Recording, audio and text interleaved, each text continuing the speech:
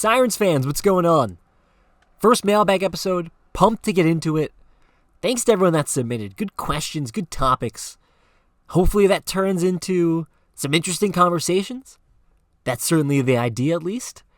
You know, it hasn't been the most fun week, if you're a Sirens fan, between the playoff elimination and even some of the fallout with the gold plan standings. But, it tees up a pretty big offseason, and one that we're going to have to address some big talking points, some big questions. There's going to be a lot of things on the table as we get into what's looking to be a pretty crazy offseason. Is it going to be a fun offseason? Probably not. I'm actually going to go the other way and say that I think this offseason is going to be pretty painful.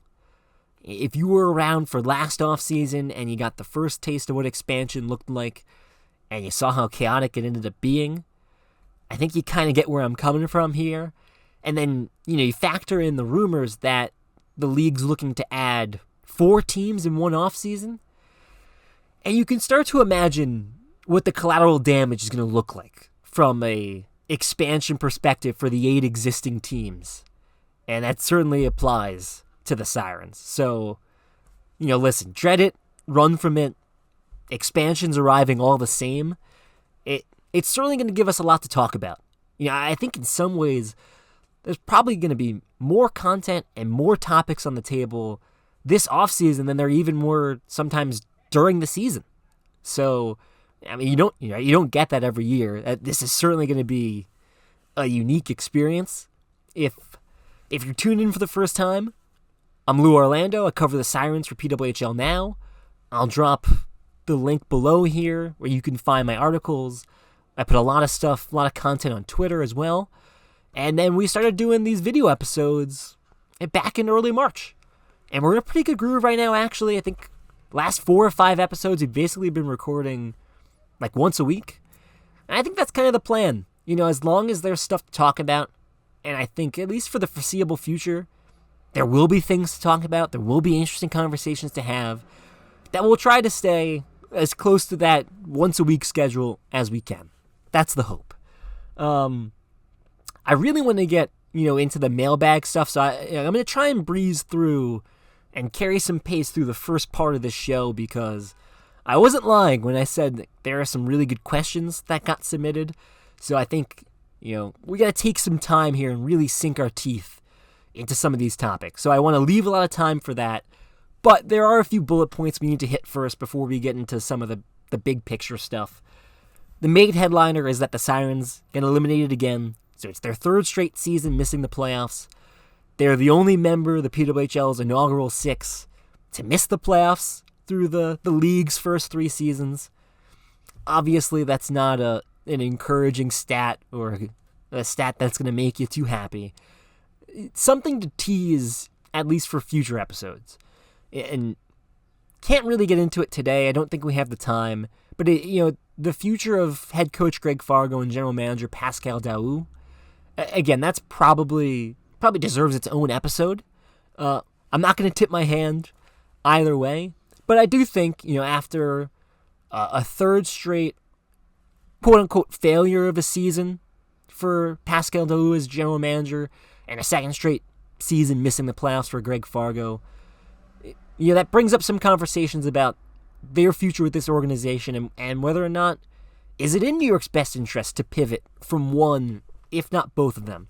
Again, I'm not going to tip my hand there, but that's something, we're going to put that on the table. That's something to keep in mind for future episodes. I think that's probably something we have to get into, but it's a big picture thing. We'll throw that off to the side for now. It's, listen, the Sirens had a tough path here coming up with, we joked about the 2% playoff odds. They needed 2 regulation wins. They get an overtime win, but that's not enough.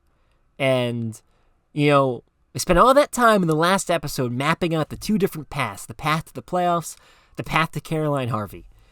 And, I don't think that video is going to have much of a shelf life because in one night, the playoff path closes and the path to Caroline Harvey closes as well because Vancouver wins Tuesday night And actually, Seattle wins the next night, so now New York's locked into third place in the draft point standings. We'll touch on that a little bit later. Right, the playoffs part of it does kind of sting, even if you had already pivoted to focusing more on the draft and the prospects. And listen, there's plenty of reason to do that. It's an exciting draft class. But, I mean, you could tell down the stretch here that this Sirens team really wanted to get into the playoffs. I mean, think about all the times that Sarah Fillier would go in an interview and say, we're hungry, we want to make the playoffs so bad. I think Casey O'Brien echoed that on Jocks and Jills when she went on a couple weeks ago. You could tell that they wanted it, and you could see it on their face when the horn sounded after regulation. It was still a scoreless tie, and you saw the pain in their eyes. That, man, we missed a chance here. And we'll get in. There are certainly some missed chances there.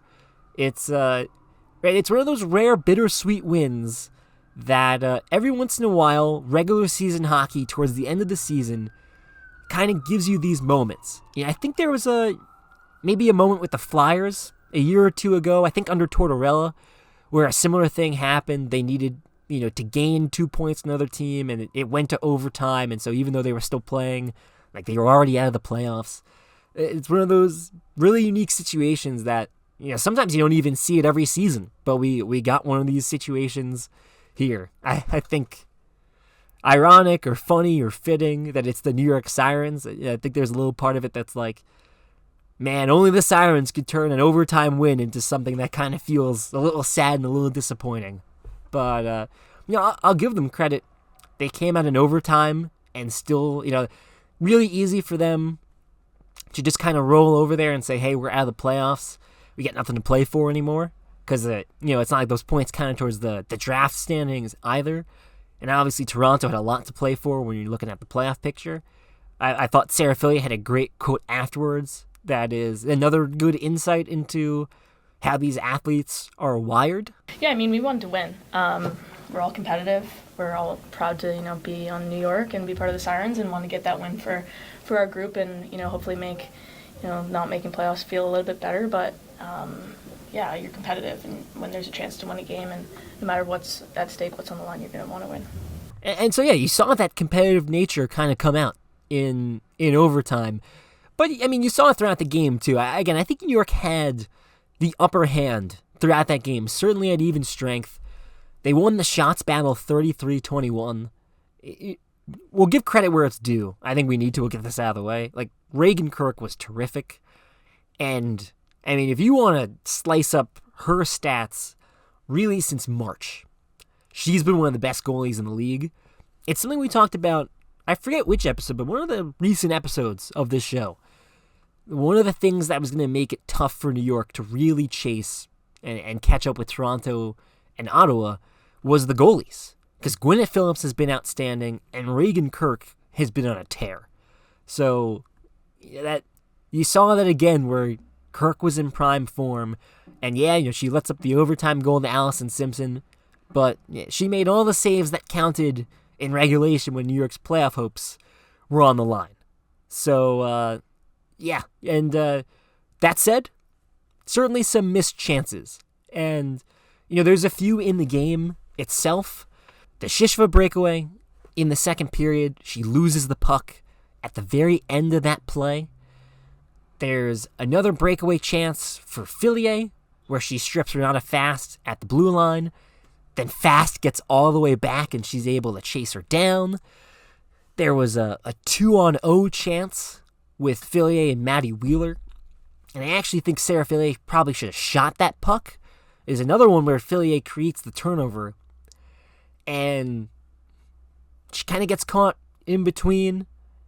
I look at Sarah Fillier, I look at her shot, and I say that's one I think she needs to take. She passes it to Wheeler and ends up being a pad save for Kirk. The one that's really going to sting is at the very end of their fourth power play. Jamie Bourbonnais had a one-timer, and one of the few times that Reagan Kirk may be caught in a position here, Bourbonnais staring at basically an open net and misfires and sends it into the corner. And that's when she puts it on the mark. New York goes up 1-0 there. The lane in the net was certainly there for them. And they had one last chance in that 6-on-5 sequence with Zandee-Hart. Kirk's able to get over to the right post and make a big stop. Those are the missed chances. Those are the ones you look back on in that game and you go, any of those, they're all high danger chances. Any of those could have been the goal. And hey, who knows? We go into Saturday, we're still fighting for a chance to get into the playoffs. But I think even on a wider season scale, because to be fair, you can do that with every single game. You can go back and you can look at, what if this shot goes in? What if this play happened differently? Literally in every game in sports history, you can go back and you can play the what if game. So, I'll own this is certainly a little bit of a lazy thing to do on my part. But I also think when you look back on this season, there are moments that New York probably can look back on and go, that ended up being costly. Think back to December 3rd, first time New York played Seattle. At Seattle, New York's up 1-0 late. Then Carlton Kova took that game misconduct for that hit in the corner, remember? Seattle scores twice in 22 seconds. In the final 1:24 of regulation, they win that game 2-1 in regulation. Alex Carpenter ties it up. Hilary Knight gets the game winner. That's a game you probably want back. There's another Seattle game that I look at as, boy, I kind of want that one back.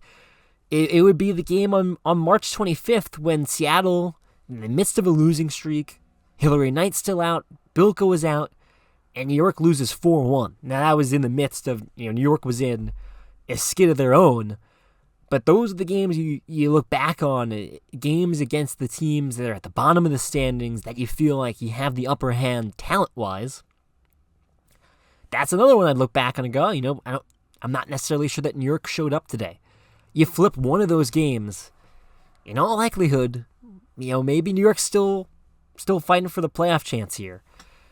The most glaring one, and it's not one singular game or one singular chance, but I think New York's unraveling ends up being that skid of, and that Seattle game is part of it, losing 9 of 10 games from January 20th to March 28th.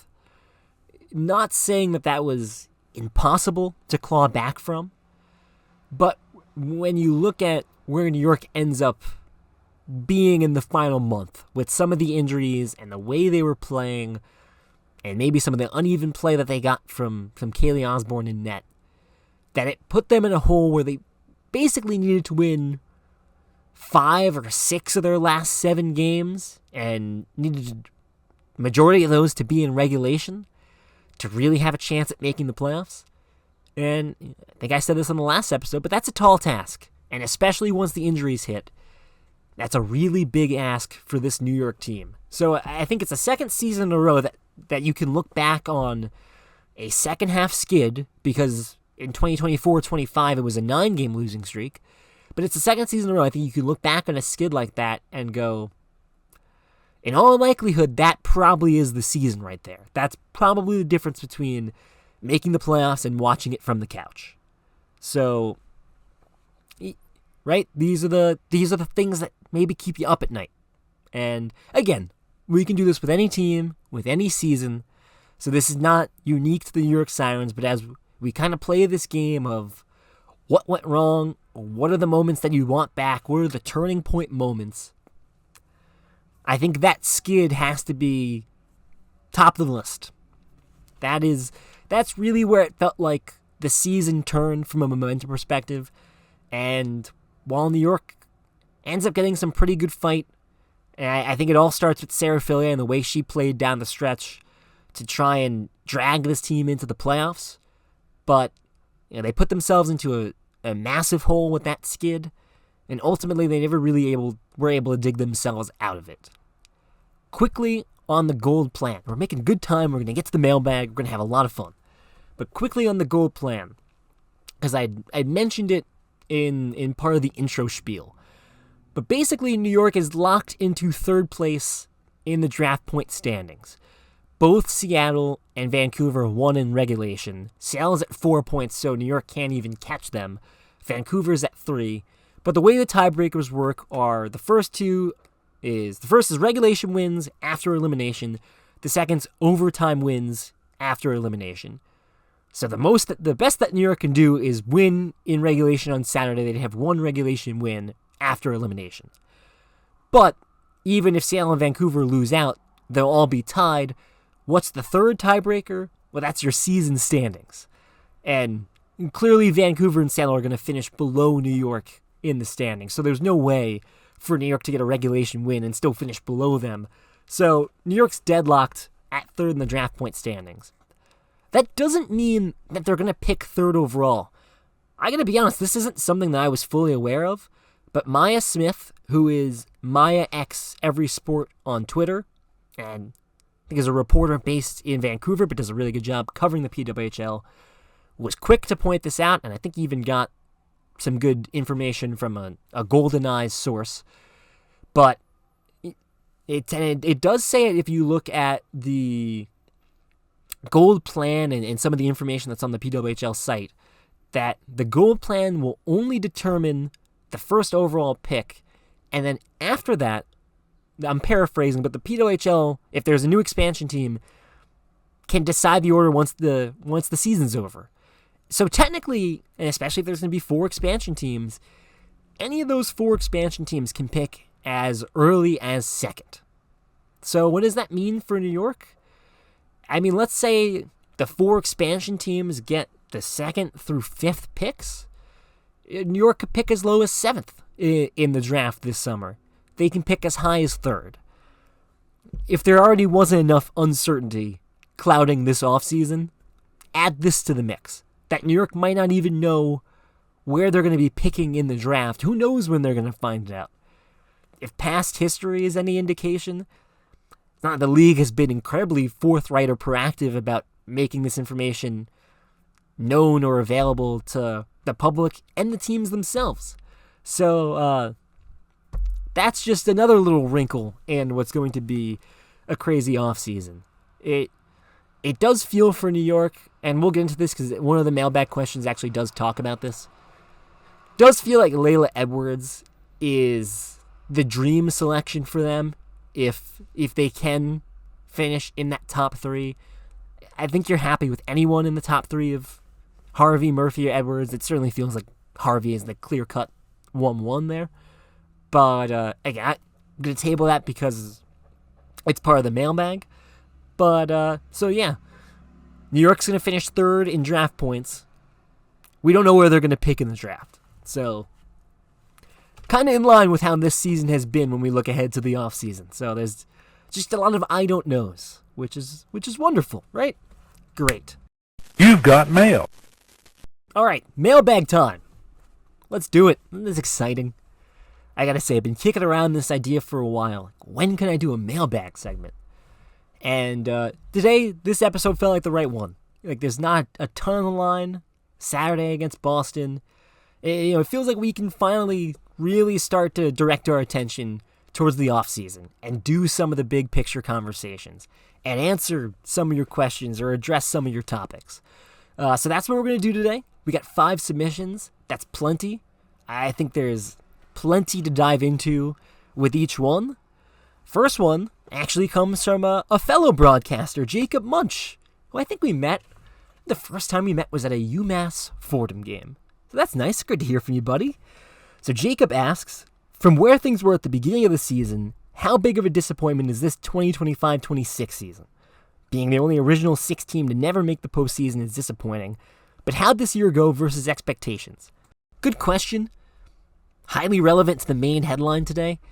I'll say this. I have no problem labeling this season as a disappointment for the Sirens. Certainly for the streak that you mentioned. It's now 3 straight seasons missing the playoffs. They're the only inaugural 6 team in the PWHL that hasn't appeared in the playoffs yet. Like, clearly that's all part of this. It's a huge part of this. But even just looking at this season in a vacuum, I think the Sirens very well could have made the playoffs this season. And Was there a little bit of bad luck at play here? Probably. I look at the long-term injuries to Taylor Girard and Kristina Kaltenkova. Like, it clearly hurt them. It hurt their offense down the stretch. When you look at some of these games, look at the game that got them eliminated. A 1-0 overtime win, but they couldn't score in regulation. They go 0-for-4 in the power play. Like, having Girard and Kaltenkova out there really changes that equation a lot. Absolutely. Am I willing to excuse all of this and just put it on those two injuries? I'm not. I think we talked about that skid where they lost 9 to 10 games. Things started to go off the rails for New York before Girard and Kaltenkova got hurt. That compounded things, but things were already starting to slip away from them. We were already starting to see red flags that made you go starting to get really worried about this team.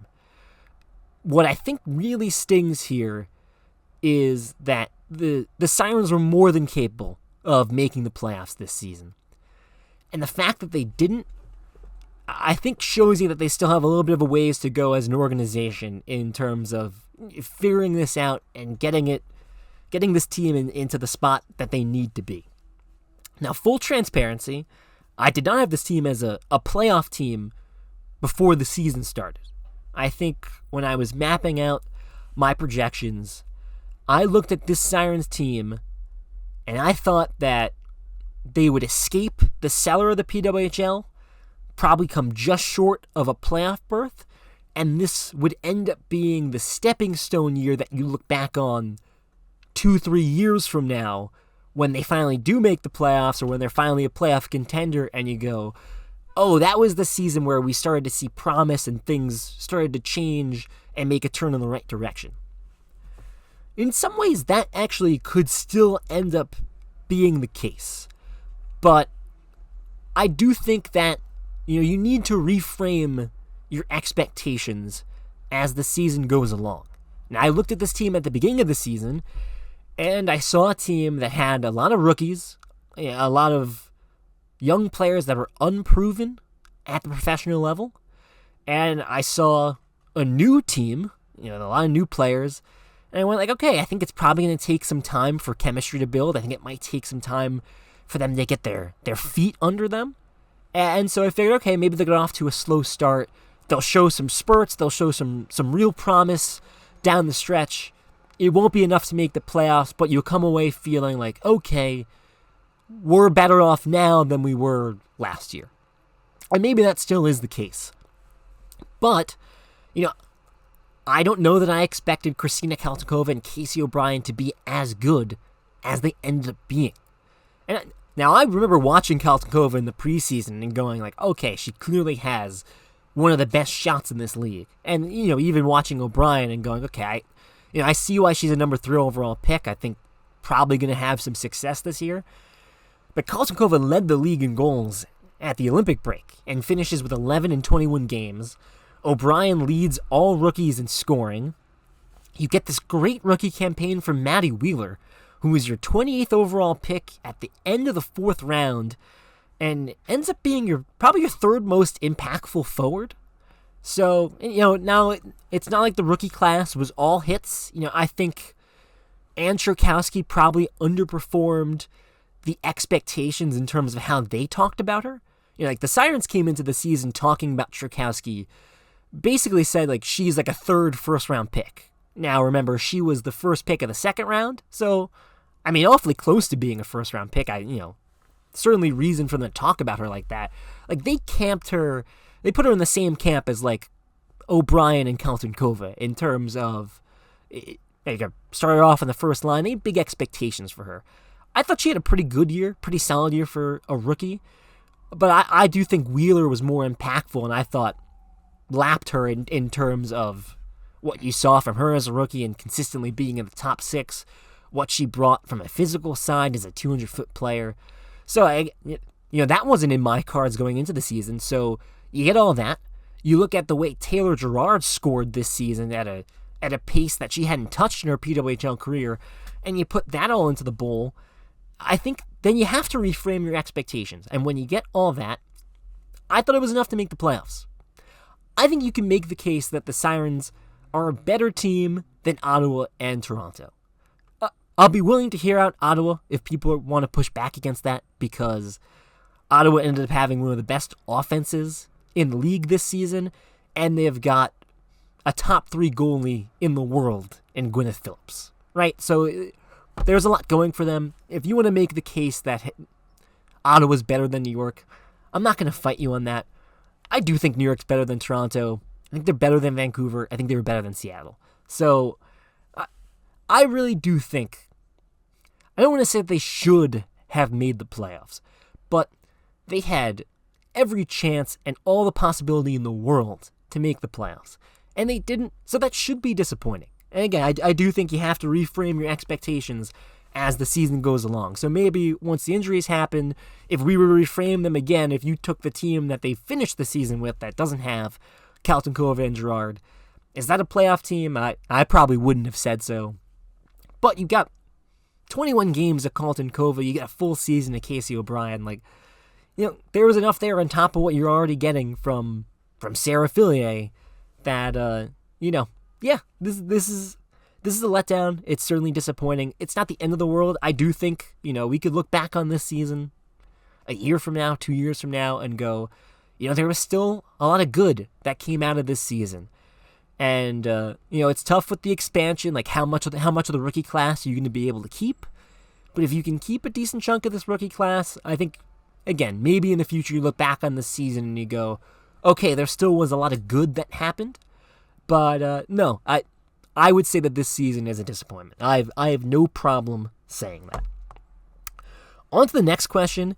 I think this one is probably the one we'll spend the most time on, and probably rightfully so.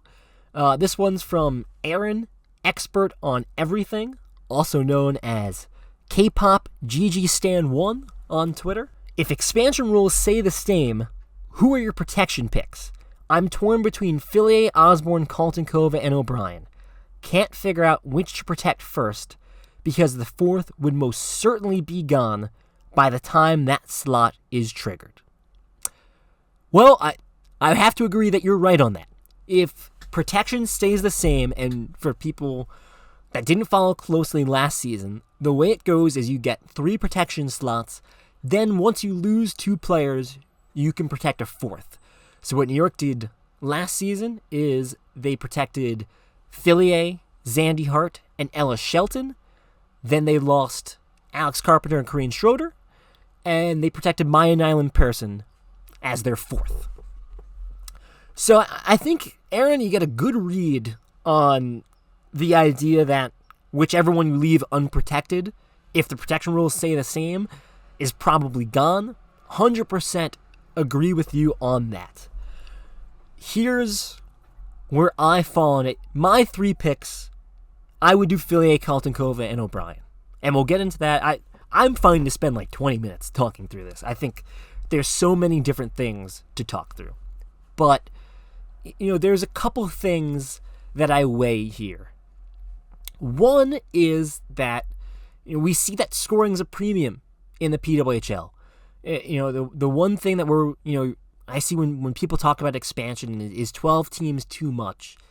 There's a lot of talented goalies that aren't full-time starters yet that probably could be full-time starters yet.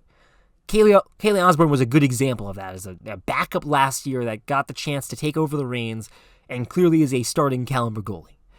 The flip side of that is, I don't know if the forward ranks in the PWHL are in the same exact spot. Clearly, offense is at a premium, especially for this New York team down the stretch. Offense was a premium. I'd have a tough time letting Fillier, Carlton Cova, or O'Brien walk out the door. Because you're letting... I think they all have the potential to be perennial top 10 offensive players across the league. I think you could look at the end of the season for the next 10 years, and you wouldn't be surprised if Fillier, O'Brien, and Carlton Cova are in the top 10 in scoring. And the one thing that when I compare them against Osborne is I think about ceiling and I think about where they compare in their position ranks. So Fillier, I think, is a top 3 forward in the sport. And listen, there's a lot a lot of talented forwards out there, a lot of talented players out there. But when you look at where she ranks historically, the second best point per game pace in the league's history, second fastest player to reach 50 points in league history, even with a 14-game goal drought this season, is still among the league's scoring leaders. We've seen what she's done at the Olympic level. Like, Sarah Fillier is one of the best players on the planet, bar none, right? So you really can't let her walk, I don't think, because you can't let a top 3 player in the sport go, period. And I think Kaltenkova could be a top 3, top 5 goal scorer. Casey O'Brien could be a top 3 or top 5 center in this league. When I look at where they project as players, what they already did as rookies, I think the sky's the limit for them. I look at Kaylee Osborne, what she did this season as a 23-year-old after playing sparingly last season, taking up this huge workload, and being a fairly reliable goalie. It's to be commended. I think she's a good starting goalie in this league. I don't know that she'll ever be a top 3 goalie in this league. I don't know that she'll ever get to the Gwyneth Phillips, Erin Frankel, and Renee Debien's tier of PWHL goaltending. Whereas I think when you compare Fillier, Kaltenkova, and O'Brien to their either just forwards or their respective forward groups, whether you want to split it up center or wing, I think you could project them as either top 3 or whatever you consider the utmost echelon of that forward group, right, of that class. I think you could very easily see them being in that tier. I just don't know if I see Kaylee Osborne in that tier. It's no knock on her. I think she was a good goalie this year, and I think she's got the potential to be a well above average goalie in this league. And if you lose her, it will sting, 100%. But I do think you have to maximize, if you only have 3 slots, you have to keep your top talent. And the way it works out for New York is your top 3 talent or your top 3 forwards. And I think that's pretty clear-cut. Do I think it's going to be an easy decision for the Sirens? I do not. Because the other side of this conversation, and I think the reason you put Osborne in this group, is because you know how important goaltending is in this league. If Ottawa makes the playoffs, yeah, it'll be because of their offense. It'll also be because of what Gwyneth Phillips did down the stretch here to get them into the playoffs. And we've seen what Gwyneth Phillips can do in the playoffs. We've seen how important Erin Frankel's been for Boston, how important Debien's has been for Montreal. And it would be really tough if you lose your starting goalie and you can't find one of a similar ilk, that you've got a subpar goalie going up against teams that have some of the best goalies on the planet. That can really tilt the odds against you. But I do think part of this conversation is, how easy is it for me to replace that player and that role in the position that they're in? I feel, in the big picture, that I'll have an easier time replacing Kaylee Osborne and finding someone who is a capable starting goalie in the PWHL than I will finding the next Sarah Fillier, which don't grow on trees, or a goal scorer like Christina Kaltenkova, or a rookie center like Casey O'Brien that racks up points and crushes it in the faceoff dot. So I think Osborne, it won't be easy to replace. Like, we'll look at free agency in a bit, and there's not a ton of starting goalies on the market. There's a couple interesting goalies in the draft. Andrea Branley being the big one. That is, I think, probably will be an impact starting goalie right away if you can land her. That's a big if. There's opportunities there to replace Osborne if need be. You can try and spring a trade with someone. I think it's easier to replace Osborne than it is one of the forwards. The other player that I think is part of this that you didn't mention, but I'm going to tell you is unequivocally part of this decision for New York, is Micah Zandee-Hart. She is definitely going to factor in here. I'm not sure that she'll be someone that they protect with their top three because, what you said with this group of Osborne, Kaltenkova, O'Brien, and Fillier, the one that you leave unprotected probably gets claimed in expansion. Maybe there's a world where you leave Zandee-Hart unprotected and she survives because I could see other teams going, let's just say for sake of argument, you protect Fillier, O'Brien, Kaltenkova. I could see one of the expansion teams takes Osborne and someone else is really interested in like an Ann Czerkowski or a Maddie Wheeler or one of those young forwards, something like that, maybe a Maya Nyland-Pearson. I could see the attention going there. Jamie Bourbonnais, I could see the attention going there as opposed to Zandee-Hart, who doesn't have a huge offensive upside. So I could see Zandee-Hart surviving and almost being your fourth protected slot. But I do think what makes this interesting is how Pascal Due handled Zandee-Hart last season. Now, I wrote an article about this, but we learned all of this in training camp in the fall, that before he did anything, Pascal Due went to Micah Zandee-Hart and said, we love you as a captain, we want you back as a captain, but we know that Vancouver's one of the expansion teams. And Micah Zandee-Hart grew up in that province, considers herself a Vancouver native, so he said, if you want to go home, if you want to go play for Vancouver, we'll leave you unprotected and you can go. And Zandee-Hart said no. And it wasn't an easy decision. Like, we talked to her and, she said some things that kind of hit, resonated in here in my, touching my heart here, where she said, I don't see my family a ton. My family really hasn't seen me play in person a ton. And so she had to weigh it. She said she took some time. She had to think it over. But she came back and she decided, I believe in the Sirens. I believe in what they're trying to do here. I want to come back and build towards this culture and try and get this team into the playoffs. And for everything that I heard from Sirens coaches and Sirens players this season is that she was instrumental in resurrecting a team culture that was not in a good spot at the end of last season. So that's part one of that. So clearly the Sirens really value her. I'm also thinking like this if I'm putting myself in the shoes of Micah Zandee-Hart. This isn't coming from any information. This is just me thinking as a human being. If you leave me unprotected and somehow I get selected to go somewhere else, and we have no idea where the expansion teams are going to be, but let's say they send her to, she gets taken by Detroit. I'm Micah Zandee-Hart, and last offseason, I had a chance to go home to my family that I don't see a ton, that I don't get to play in front of a ton. I could have gone home and seen my family all the time. And I chose to stay here with a team that finished last, back-to-back seasons. I chose to stay here because I believed in you. I believed in what you guys were trying to do here. That one season later, you're going to leave me unprotected and just let me go wherever, and I have no say in where I end up. I wouldn't be happy about that.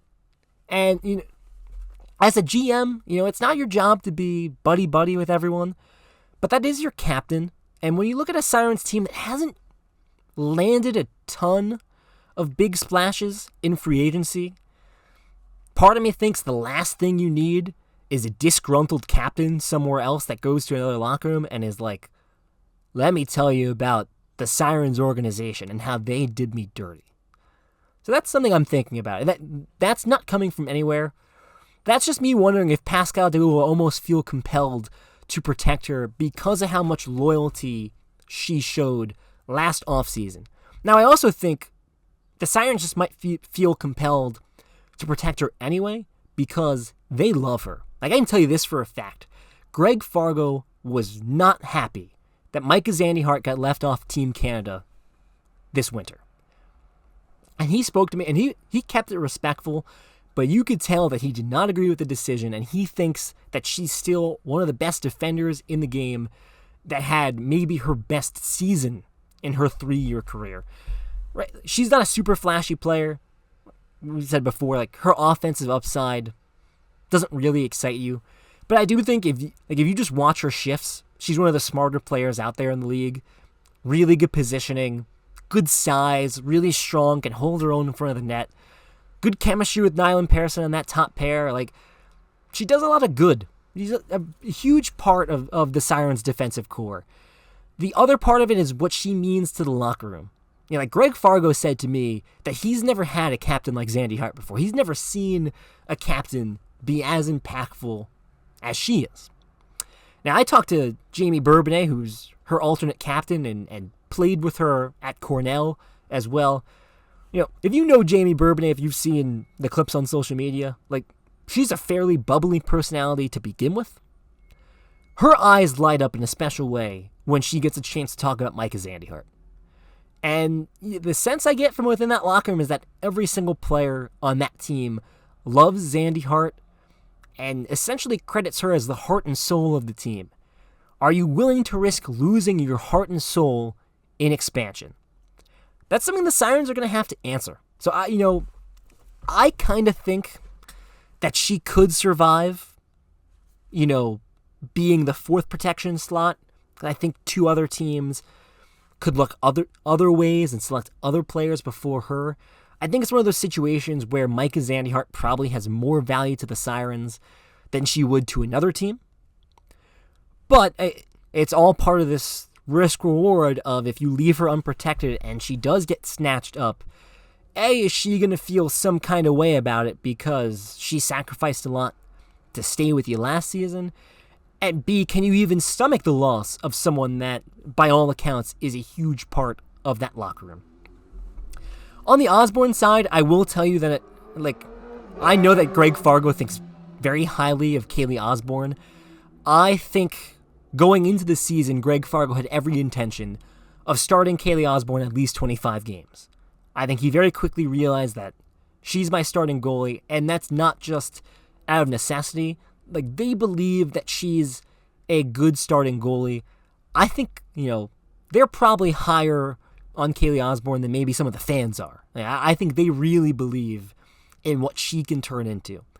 So, again, I would protect Fillier, O'Brien, Colton Kova.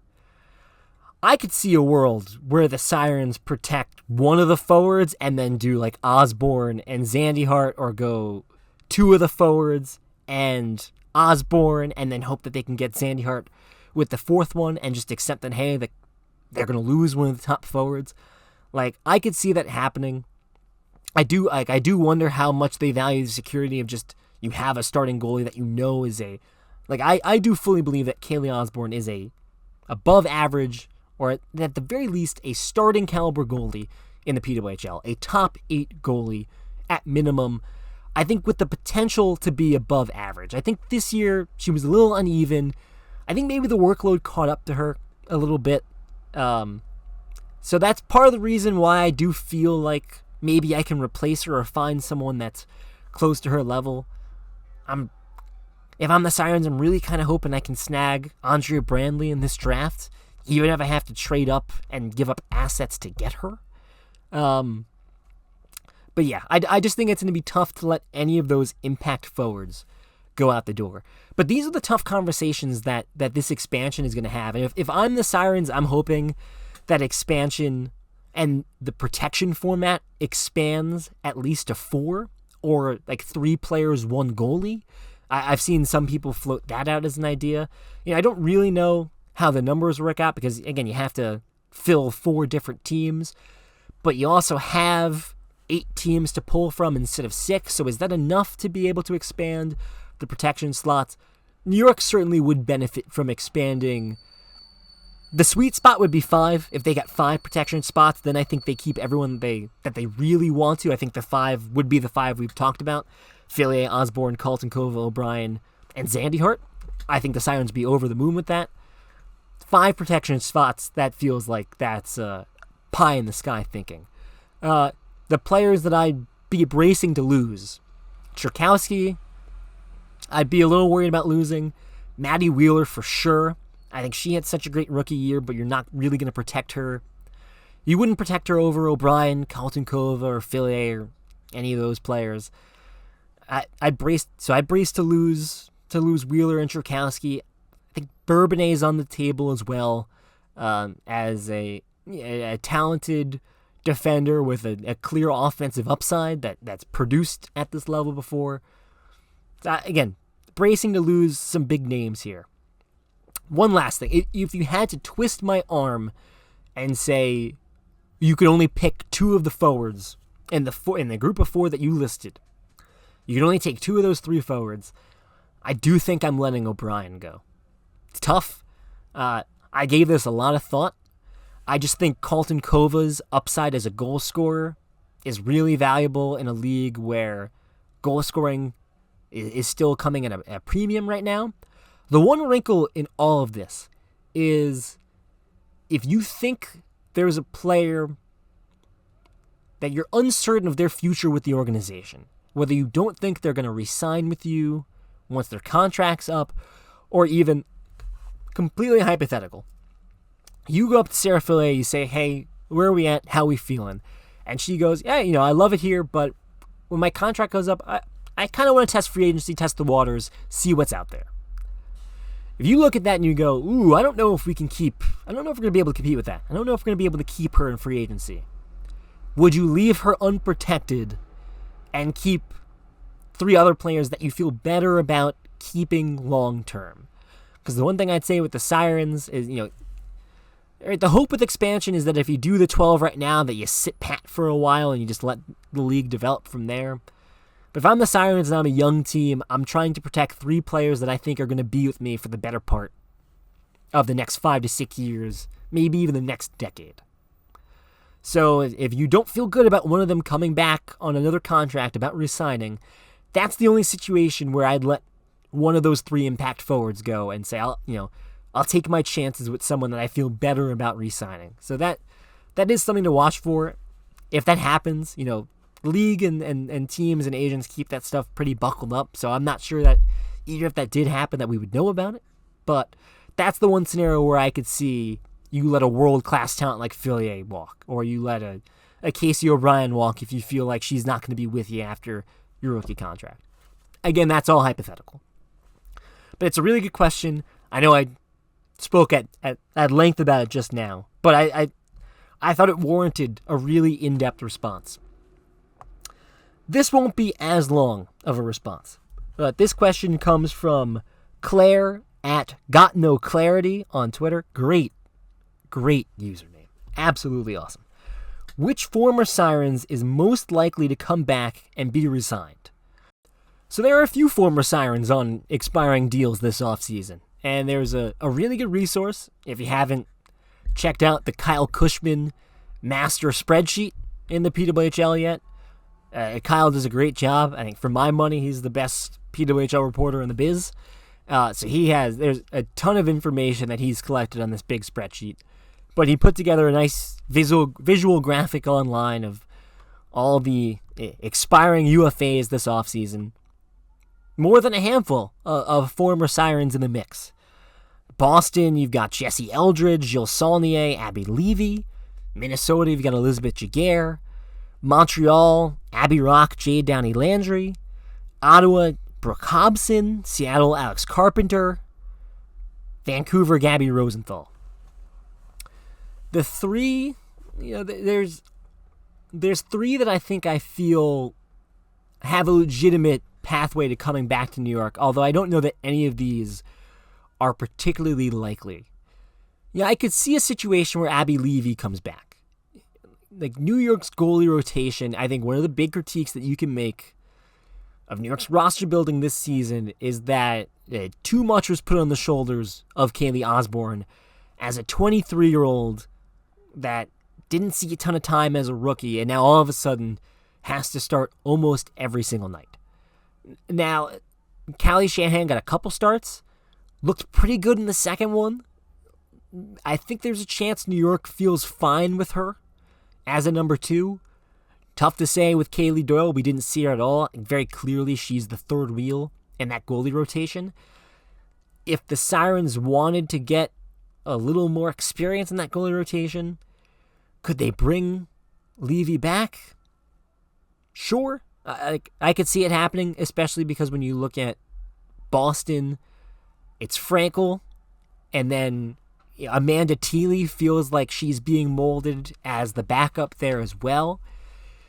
But in all likelihood, I kind of feel like Abby Levy goes on to become a backup for an expansion team where maybe she can get a larger workload than she's seen through her PWHL career so far. So, I don't think she'd be opposed to coming back to New York, and I don't know that the Sirens would be opposed to having her either. I'm not sure how much it moves the needle for either side, though. I think if Levy comes back over, it's still Osborne taking the bulk of the starts, and Levy's still in the spot where probably not going to play a ton, whereas you go over to the right expansion team, and maybe she gets a chance here. Now, obviously this changes. If Osborne gets snatched in expansion, then maybe New York happily takes back Abby Levy and says, hey, are you willing to start 10, 11 games for us this season? So, right, that's, especially if it goes down like that, you could see maybe Abby Levy coming back. Jade Downey-Landry, it feels like a player the Sirens like, the type of player that Pascal Dou likes having in the lineup, and I still think could be a decent middle six forward, especially if New York loses some of that rookie talent that's been packing the middle six. I could see a return from Jay Downey-Landry. I also wonder, Gabby Rosenthal, that was, she got drafted in expansion by Vancouver. Like, Vancouver was kind of a mess this season. Could she come back to New York? Those are three that I could see happening. I don't see Abby Rock or Alex Carpenter coming back. I'll actually go as far as to say with Carpenter, I would be shocked and astounded if she goes back to the Sirens. I don't think there's much of a pathway there. I kind of feel similarly about Rock. I don't know that either side is really gonna go and pursue that. And as far as some of the other ones, Jesse Eldridge, it's tough because, the Sirens don't really have a big history of being big players in free agency. So, and they made such a big deal about changing things up and shaking things up after 2 seasons that didn't go their way. So, a lot of talented players were a part of those teams that finished dead last in back-to-back seasons. Like Carpenter had a great season with Seattle. Abby Rock had a great season with Montreal.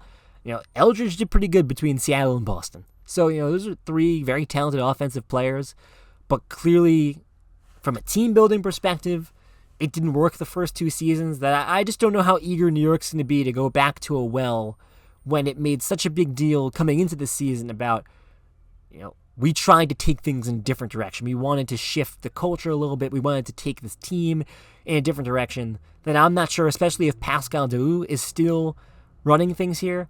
I don't know how many former Sirens he's going to actively be pursuing in free agency. So I would not get my hopes up, is the answer to that question. Moving on to a question from Alexis Keynes, who is a PWHL reporter, covers the Boston Fleet for Black and Gold Productions, and also some freelance work. You'll see her at Sirens games, covers the PWHL as a whole. Sending in a Sirens sound request for thoughts on targets in draft/free agency. She's starting to write about it for the Fleet today, so it's fresh on her mind. It's a good question.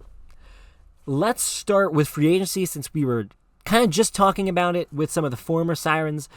There's a few names I'm thinking of, and again, it's tough to see what New York's approach is going to be. Again, they really haven't had much success big game fishing. Who knows if they've even really pursued any of the quote-unquote big game fish in general, right? But there's a few that I'm looking at that I think are probably good fits for them. Minnesota forward, Klara Himlarova. I think she's really interesting. On the Czech national team, has played with Kristina Kaltenkova before. Noted physical edge. Again, this is all under the pretense of Pascal Dou still running things, and to the same extent, Greg Fargo still being in charge. I think Himlarova fits into this current vision that the Sirens are trying to build. And when you look at that mighty big free agency list that Kyle posted the other day, Minnesota has a lot of forwards that they're going to have to try and keep. And a lot of big ones at that. Kelly Panic, Taylor Heisey, Kendall Coyne Schofield, Grace Sumwinkle, Katie Knoll. Like, there are big names on that list that Himlarva is not going to be the top order of business there in Minnesota. So again, she feels like someone that would make a pretty good fit in New York. I could see New York pursuing her. And I could see Minnesota either not being able to pursue her or just having other priorities, and she ends up going somewhere else.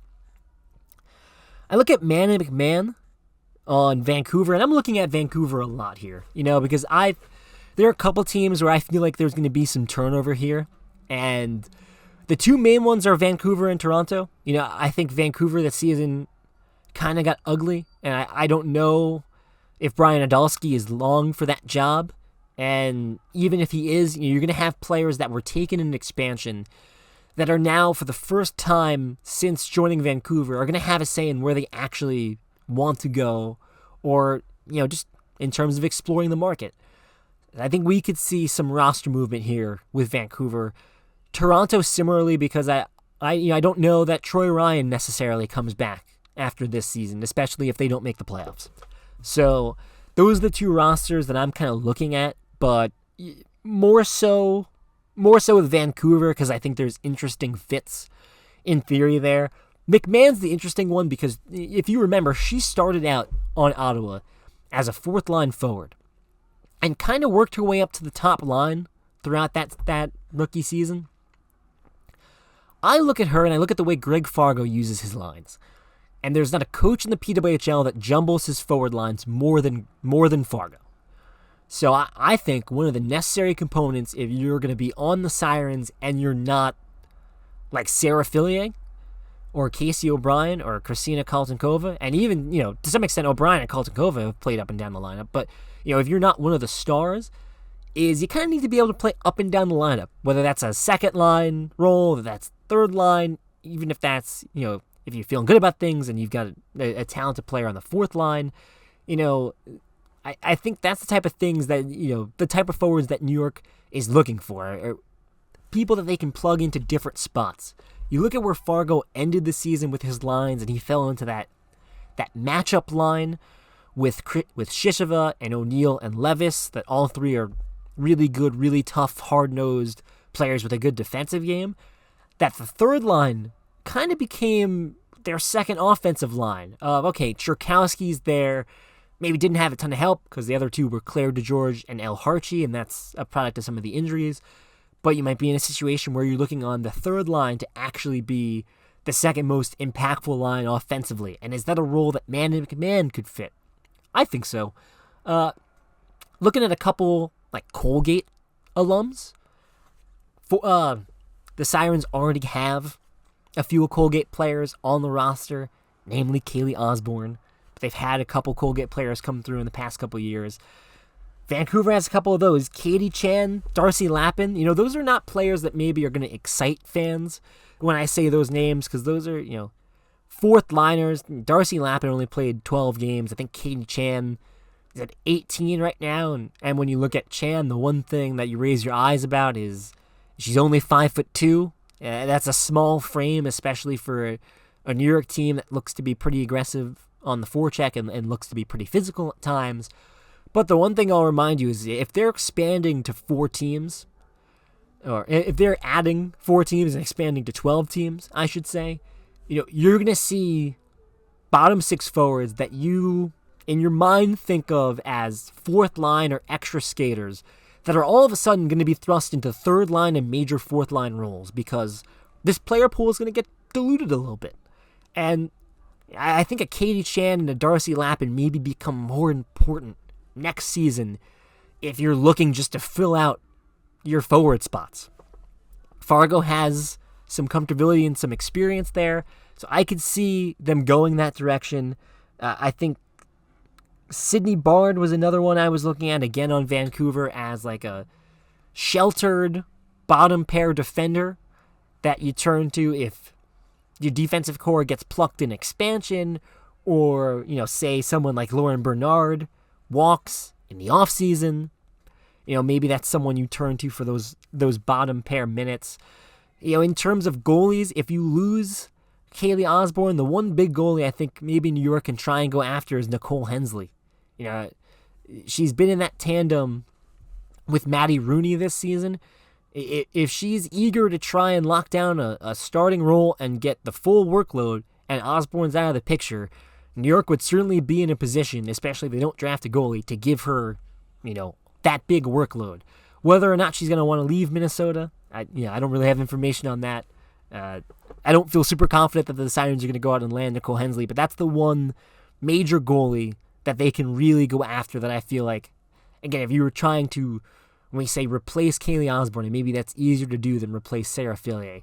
Nicole Hensley is someone that could replace Kaylee Osborne, and you don't feel like you lose a ton in net.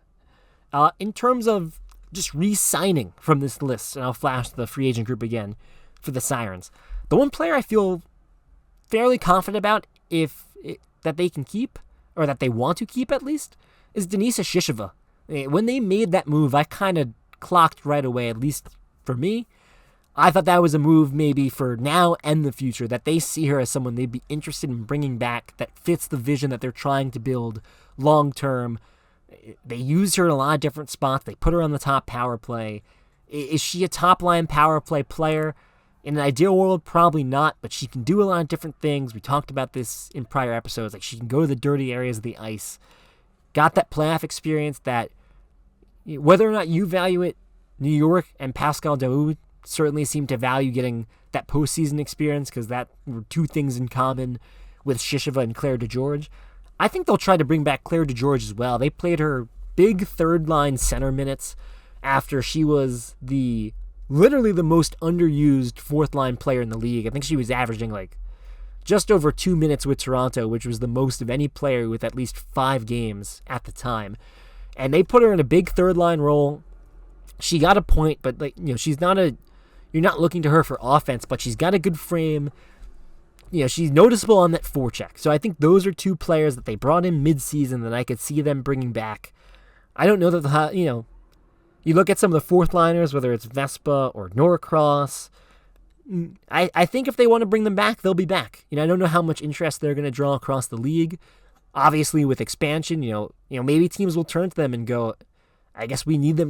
Maybe we need them to fill out our forward slots. But they've been in New York here. If New York wants to keep them, it feels like that would be an easy deal to get done. I really don't know about Kristen O'Neill. I know that they like her. I know that she was a pretty good addition for New York this season. Maybe not the most prominent player offensively, but does so much stuff that goes unnoticed, and in a lot of ways was Fargo's top matchup center when it came to lining up against the opponent's best offensive players. That's just, she's an Olympian, and I think that she's going to garner some interest across the league. Is New York going to make her a top priority? We'll see. I really don't have a read on Kristen O'Neill right now. Same with Taylor Girard. And I don't know how much interest she draws as she's recovering from this knee surgery. Clearly she had a pretty good season, and if New York believes in that, then why not bring her back? In terms of the draft, and we tabled a lot of this stuff because we were doing the goal. When we did the goal plan, I wanted to save it for this question. I still think the move for New York, if they land a top 3 pick, is you take whoever's left from Harvey, Abby Murphy, or Layla Edwards. Right now, it looks like New York would most benefit from a really productive playmaking D. And that's what Harvey and Layla Edwards are. Harvey's going to be off the board by the 3rd pick. I think that's almost a given. I think there's a chance Edwards is available at 3. I said this to someone earlier. I know that a lot of the draft rankings right now have Edwards ahead of Murphy. I do think it's going to come down to need. They're very different players. Yeah, Layla Edwards can play forward, but it's a different skill set than Abby Murphy, who is almost godlike when it comes to her ability to make plays with the puck and set players up, and she's still a really good scorer, and she's got that physical edge that should translate to the PWHL. So if she's available at 3, I think you take her, and you don't think twice about it. I think she's the best forward in the draft.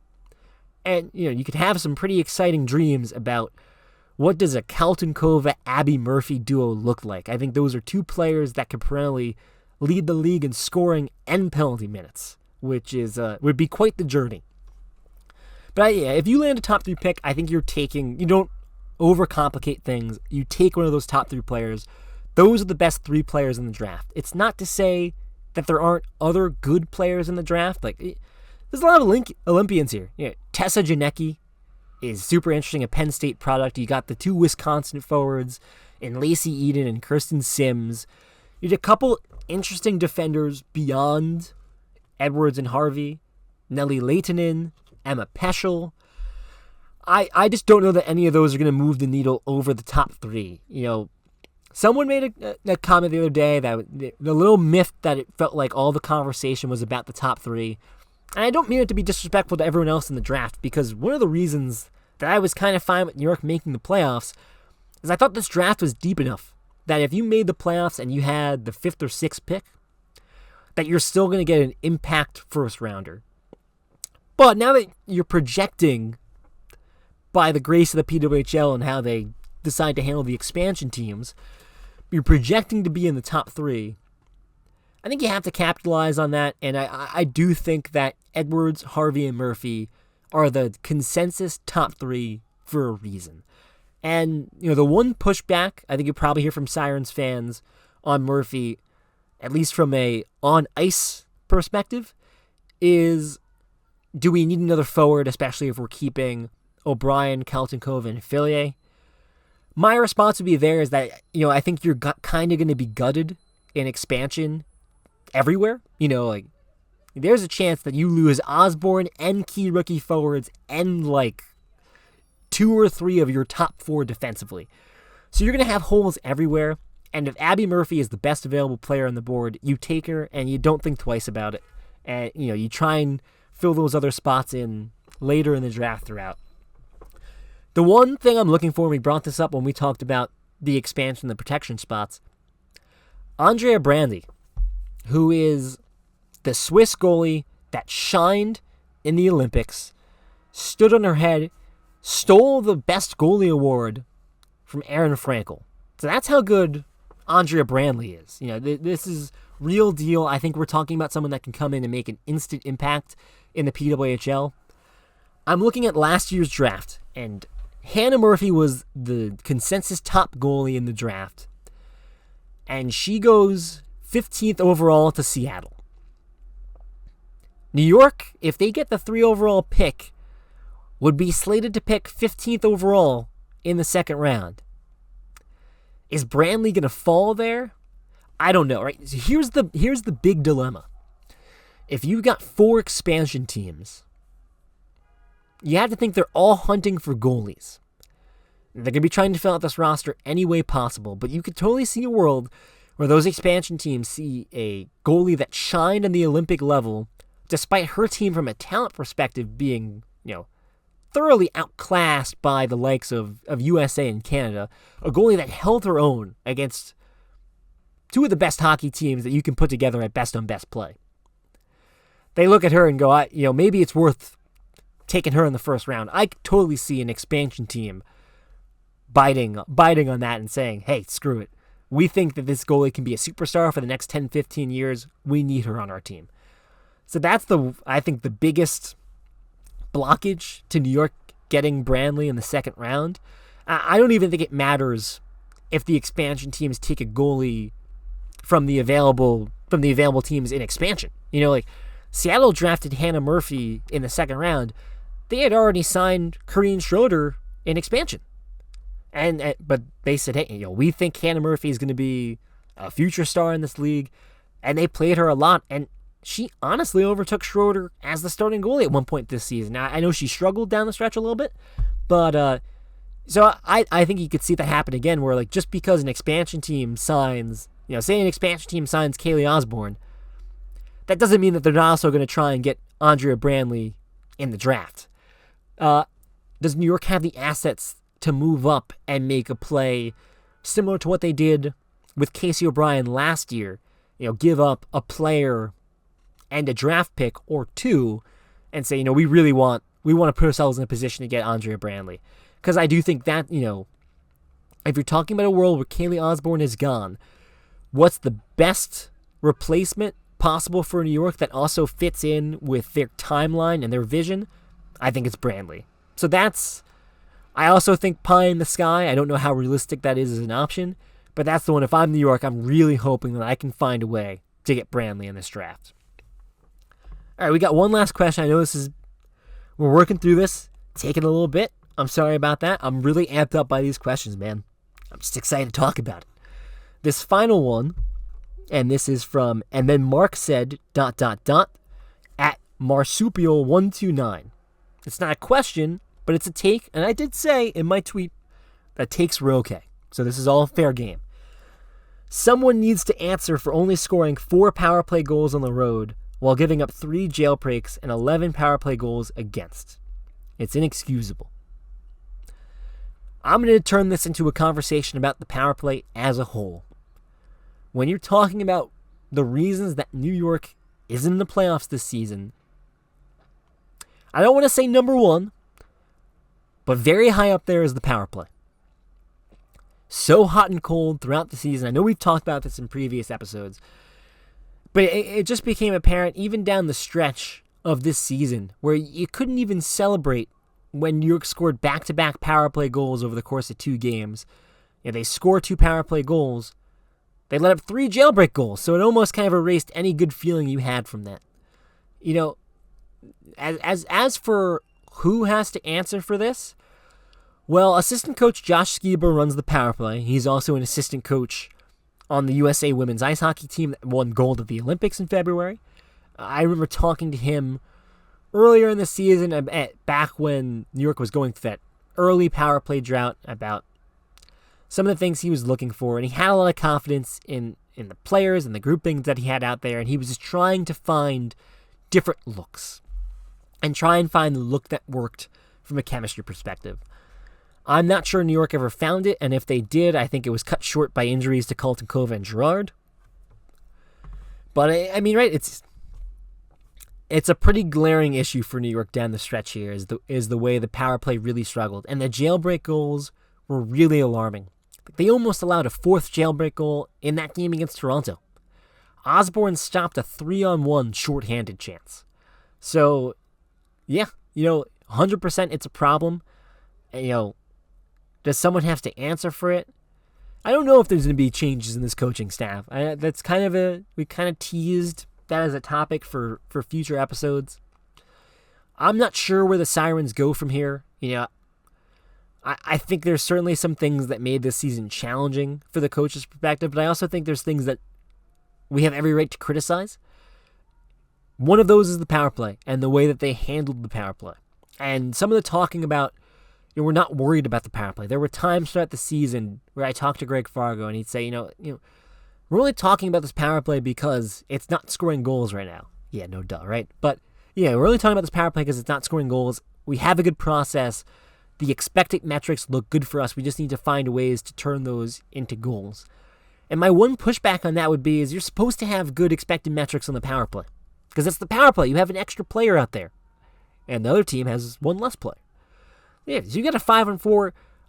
You should be able to outchance the other team consistently. Now, that's better than looking atrocious on the power play and not generating any chances.